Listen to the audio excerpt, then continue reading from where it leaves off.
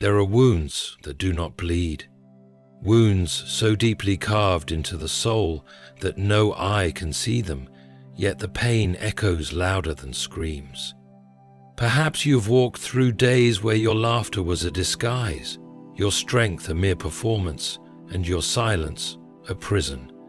Not because life failed you, but because someone made it their mission to break you. They didn't just hurt you in passing, no. They crafted their cruelty like an artist, aiming not just at your heart, but at your spirit, your identity, your essence. They didn't argue. They dismantled, slowly, quietly, strategically. And when you began to question your worth, when your reflection no longer felt familiar, when the world felt heavier than your shoulders could bear, it wasn't because you were weak. It was because someone else had poisoned your strength. Someone, perhaps many, had tried to crush the one thing in you they could never understand, your spirit. But here's a truth they never accounted for. The spirit that leans on God does not collapse. It resurrects. You see, there is a sacred power in being underestimated, in being the one who was hurt and yet still stands. Those who tried to break your spirit assumed it was theirs to control. They believed if they shamed you enough, ignored you long enough, mocked you deep enough, you would crumble. But your spirit was never built by their approval, nor can it be broken by their rejection. Pause and look back. How many times did you nearly give up? How many times did your spirit whisper, just one more step?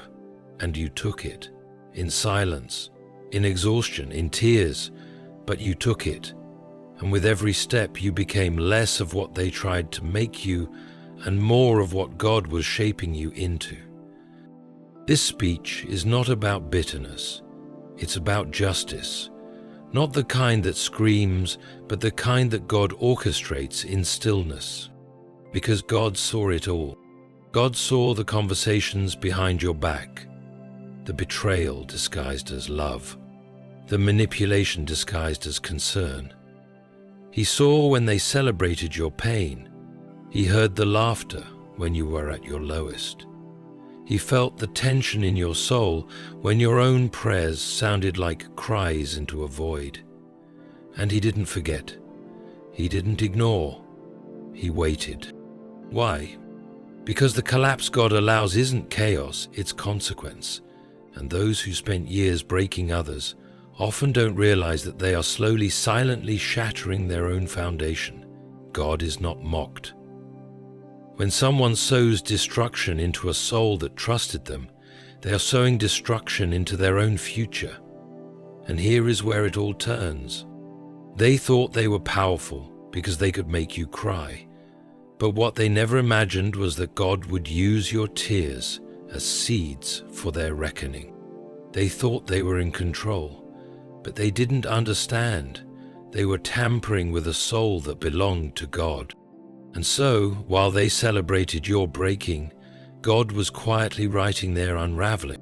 Do not envy the ones who caused your pain.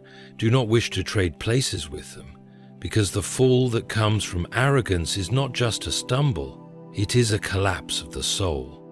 And God, in His timing, will allow their own spirit to crack under the weight of the very games they played. Not because you cursed them, not because you retaliated, but because justice does not require your voice when God has already spoken. To walk forward, not with hatred in your heart, but with peace, because the same spirit they tried to shatter is now glowing with strength they can never touch. You don't need to watch their downfall. You don't need to know the details. Just know, the same way they hurt you to break your spirit, life, guided by God's justice, will break theirs, quietly, painfully, perfectly. God keeps record of every attempt made to shatter your spirit. There's a sacred truth woven into the fabric of suffering that often gets overlooked. God never misses a single detail. Every word spoken to belittle you, every silent moment of abandonment, every manipulation wrapped in kindness, he saw it. Not only did he see it, he recorded it. Not as a cold observer, but as a just father who knows the weight of the wound before the cry is even released. You may have felt invisible in those moments when they tried to tear down your soul, when their words became weapons, slicing through your confidence, when they watched your eyes sink into sorrow and still pressed harder, when they saw you isolate yourself, withdraw, fade, and took pride in their power. But the silence of God is never permission, it is often preparation, a space in which he allows the fullness of their actions to reach completion before he steps in with divine reversal. You see, those who aim to break the human spirit rarely understand the weight of what they're tampering with. They think the soul is malleable like clay in their hands, but the soul belongs to God. And when they seek to fracture it, they are not merely hurting a person, they are offending heaven itself. And heaven takes note. Every lie they told to others to ruin your reputation, written. Every time they denied what they did to you, recorded. Every occasion they smiled in your face and plotted behind your back, remembered. Not one tactic escaped God's attention. And what's more, he also records your response. He sees when you chose not to retaliate, when you wanted to fight fire with fire but instead sat with your pain and offered it to him. He saw you on your knees, whispering prayers through your tears. He heard your silence when you could have screamed. That restraint, that endurance, it is not forgotten. It is honored. God keeps record not to hold you hostage to the past, but to make clear in due time who was truly wrong and who remained righteous. His justice is not like human justice, fast, loud, and dramatic. His justice unfolds slowly, silently, and perfectly. And when it arrives, no one can escape it. Those who try to break your spirit may still walk confidently today. They may still manipulate others into believing their false narrative. They may still pretend innocence while your heart is still healing. But justice delayed is not justice denied. God isn't slow, he's strategic. He allows the proud to rise just high enough so their fall becomes a lesson for all. So do not think your pain went unnoticed. Every tear you cried watered a heavenly ledger that will speak on your behalf when your voice grows weary. Their attempts to break you were not ignored. They were documented. And when God decides to act, their collapse will not be random.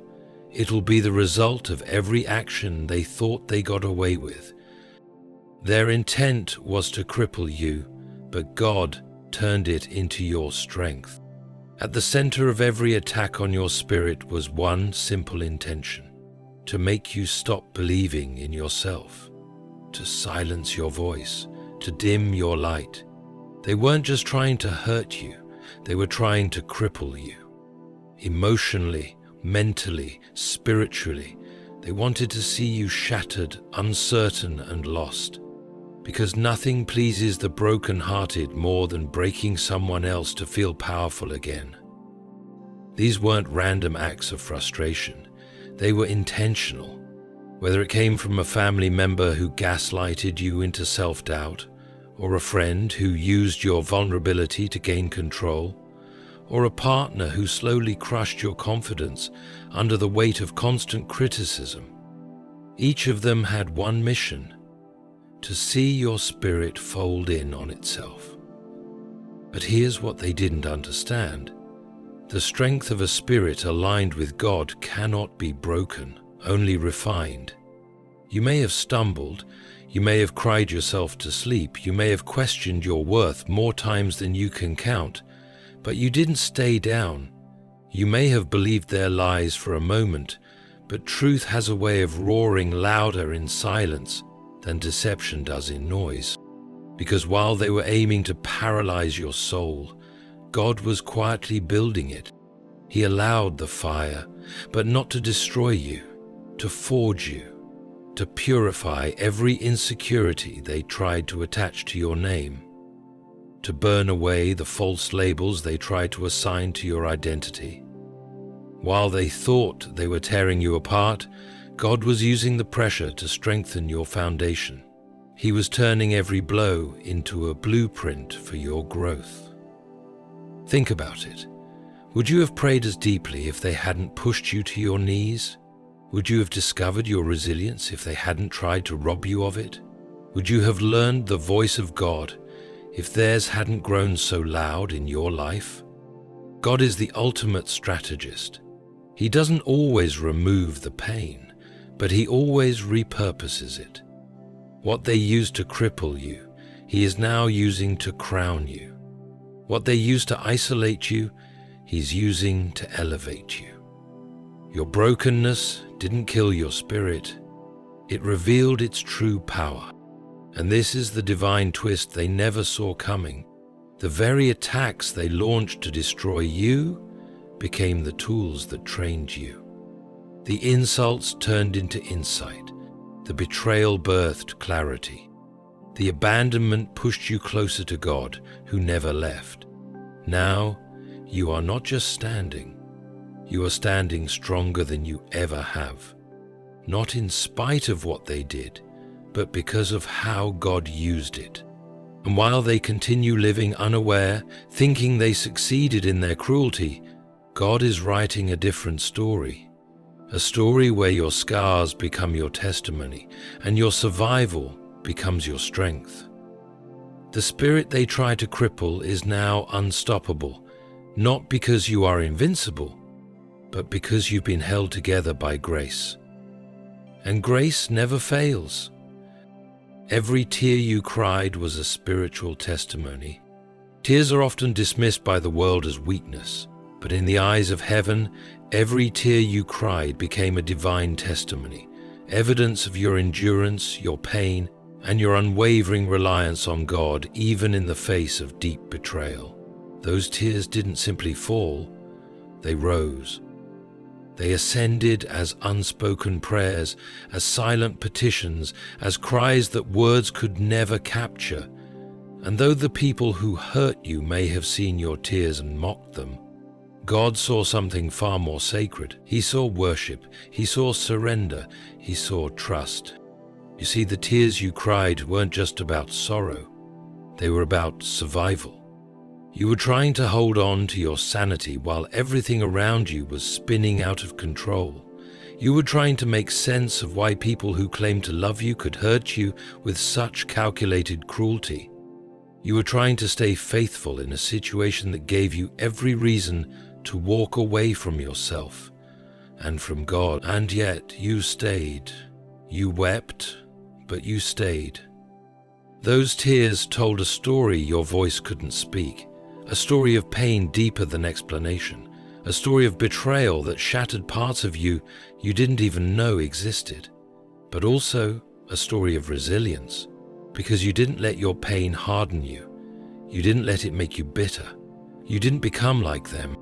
Your tears were your truth, and God gathered every one of them.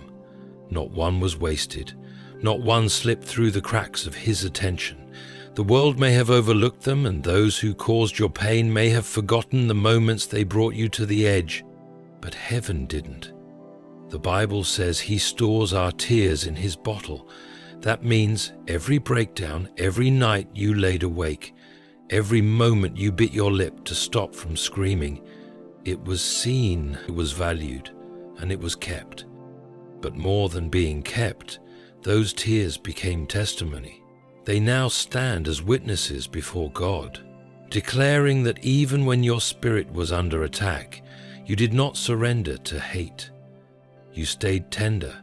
You stayed humble. You trusted God with the weight they placed on your back.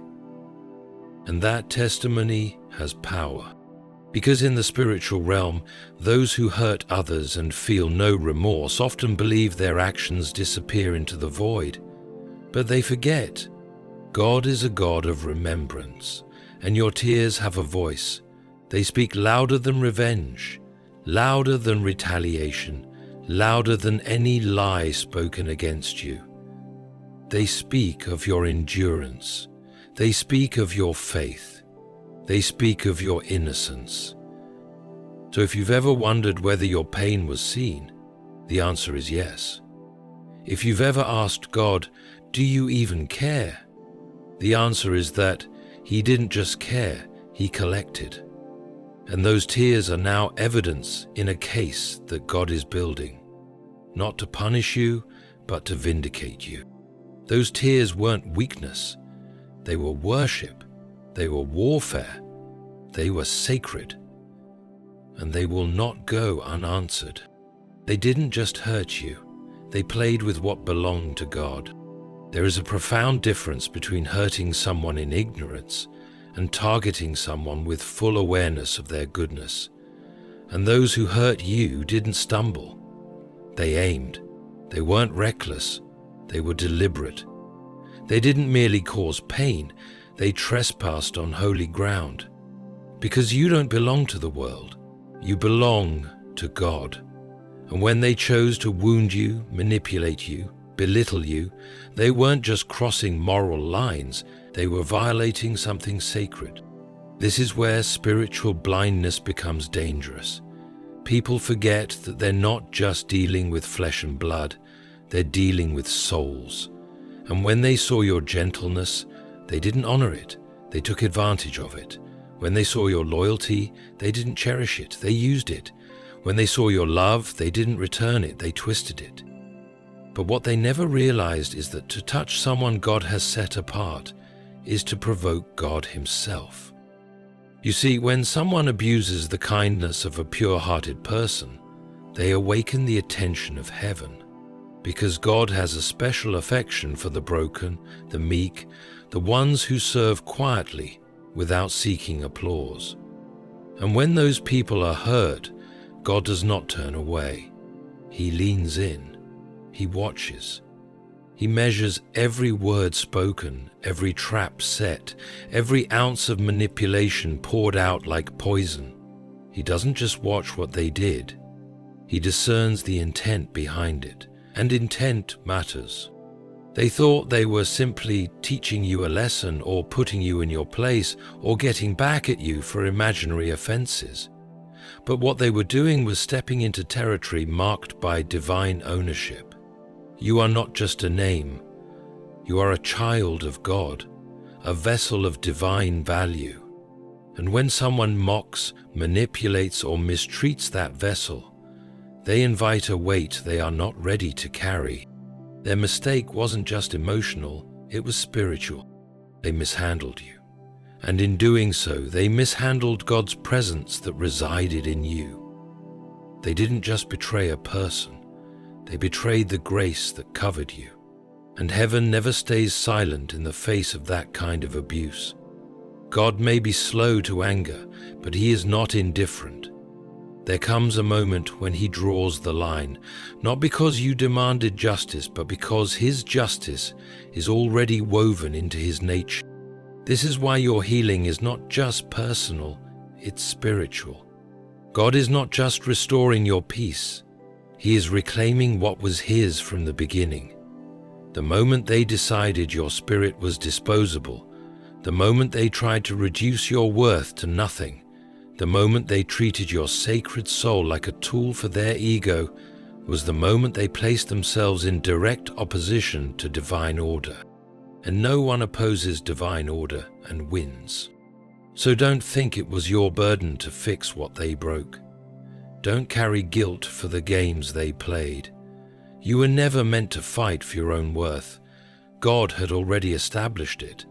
And those who toyed with it, who played with what was holy, will learn the cost of treating the sacred as ordinary. When God begins to collapse a spirit, it happens from within. There is something profoundly humbling and terrifying about the way God allows justice to unfold. While human revenge seeks noise and spectacle, divine correction begins in silence. It begins where no one else can see, within the spirit. Because when someone has hurt one of God's own, the collapse they face doesn't start in their finances, their relationships, or their reputation. It starts where it matters most, in the architecture of their own soul. You see, the world is obsessed with appearances. People parade their smiles, their power, their possessions like shields, hoping to convince others they're fine, they're right, they're thriving. But God isn't fooled by the exterior. He reaches into the depths. He exposes what is hidden beneath the surface. And when he decides that a spirit must be corrected, he doesn't always use external punishment. He allows the person to rot from within. It starts subtly. They begin to lose peace. They find themselves restless in rooms where they once felt powerful. The same games they used to control others now feel empty. Conversations feel hollow. Sleep becomes fleeting. The silence they once used to punish others becomes the very silence that torments them. Their spirit, once inflated with pride and cruelty, begins to implode under the weight of what it has become. This is not karma in the way the world uses the word. It is holy reckoning.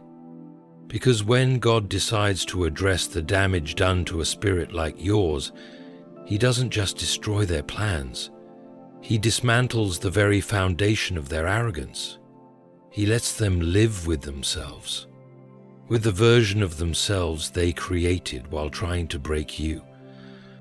And that is the most severe consequence of all. When someone becomes so entangled in lies, control, manipulation, and pride that they no longer recognize the truth, they begin to suffocate, not because someone is strangling them, but because the spirit can no longer breathe in deception. The mind grows anxious, the heart becomes bitter, the soul becomes heavy, and no amount of success, admiration, or distraction can fill the void God Himself has opened. This is how God levels the field, not with lightning bolts, but with the quiet removal of peace. They will wonder why their relationships keep falling apart, why joy seems unreachable, why their reflection feels unfamiliar. And they won't know it was the cost of what they did to you.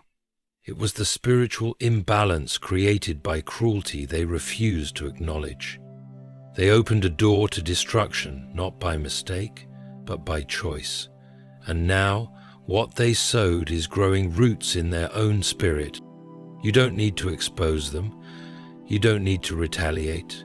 God is already letting their spirit collapse, not as revenge, but as a mirror they cannot escape. And in that mirror, they'll see the truth they once buried.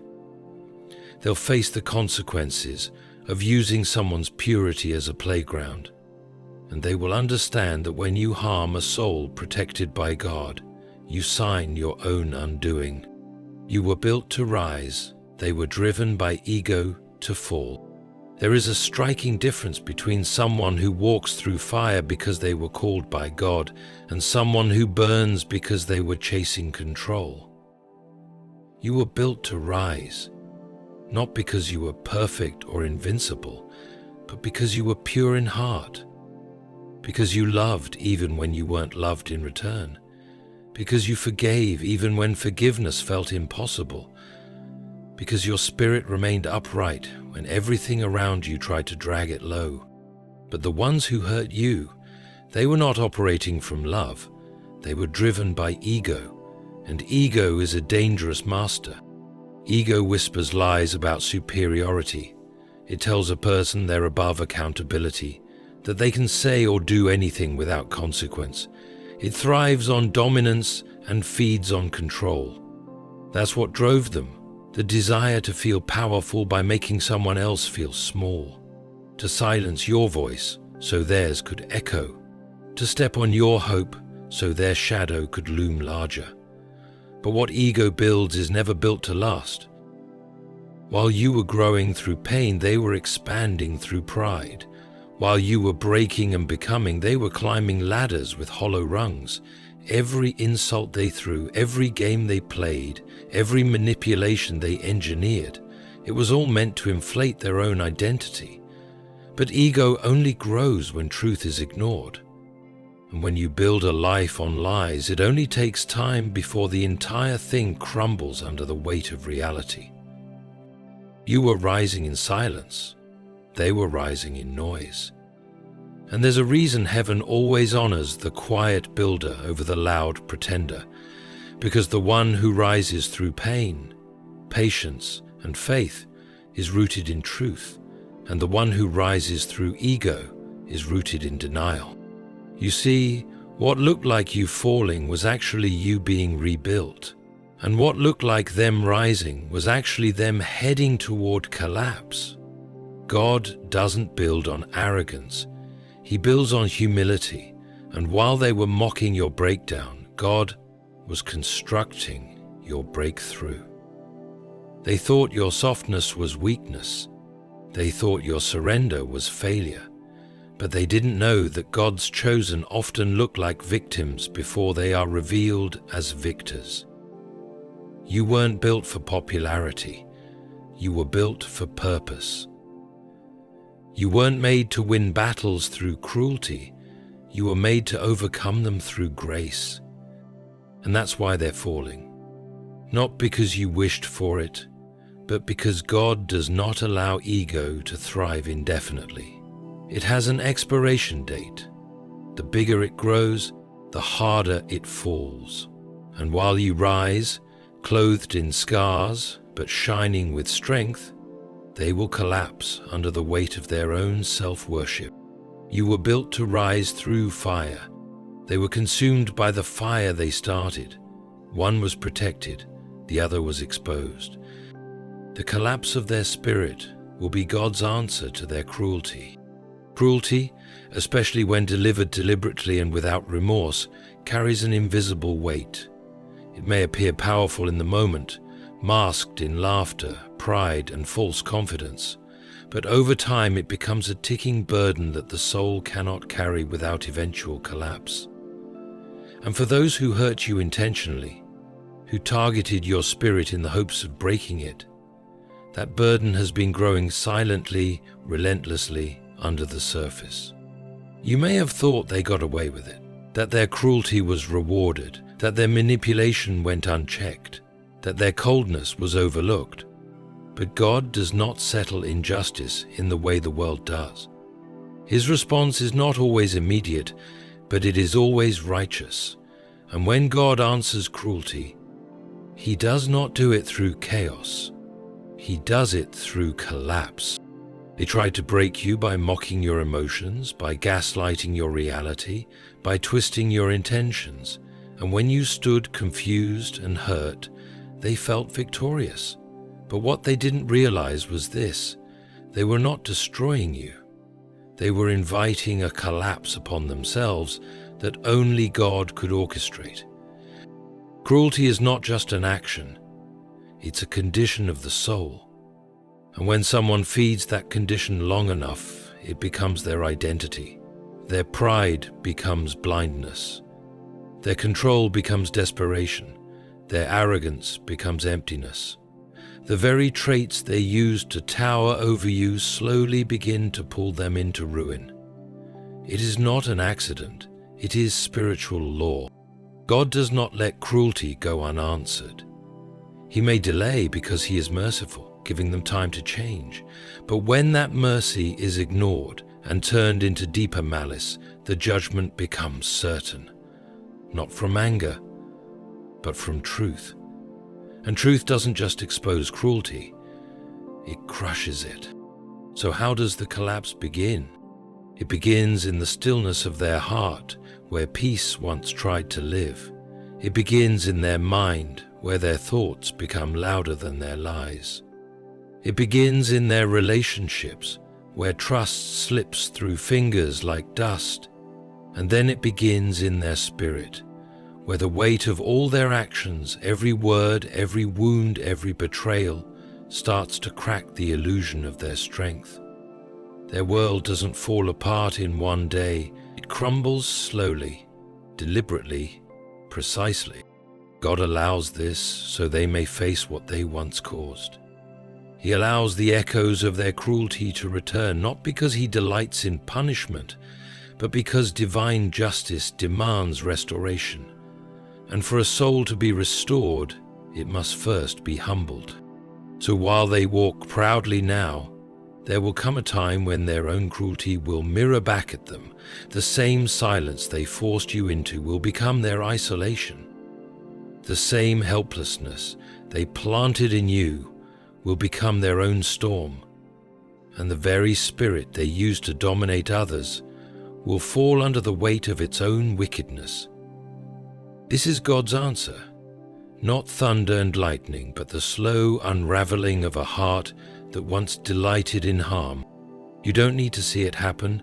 You don't need to be there when their world cracks. You don't need to witness their sleepless nights or their anxious mind. Just know, it is coming. It always comes, not because you asked for revenge, but because God honors the pain of the pure. And while their spirit collapses under the truth, yours will rise in it, not bitter, but healed, not proud, but whole. The collapse of their spirit is not your victory, it's God's answer. A quiet, holy response to cruelty. A reminder that the universe is not blind, that God is not indifferent, and that no act of harm ever truly goes unseen. They hurt you not just to wound you, but to break your spirit. They studied your kindness and saw it as weakness. They sensed your faith and tried to shake it. They saw your light and attempted to extinguish it. But what they didn't understand was that your spirit was not sustained by their approval. It was rooted in God. Every attempt they made to destroy you has become the very thing that testifies against them. Your endurance, your tears, your silent prayers, they were not signs of defeat. They were seeds. And God has not just collected those seeds, He has watered them. He is growing justice from the soil of your pain.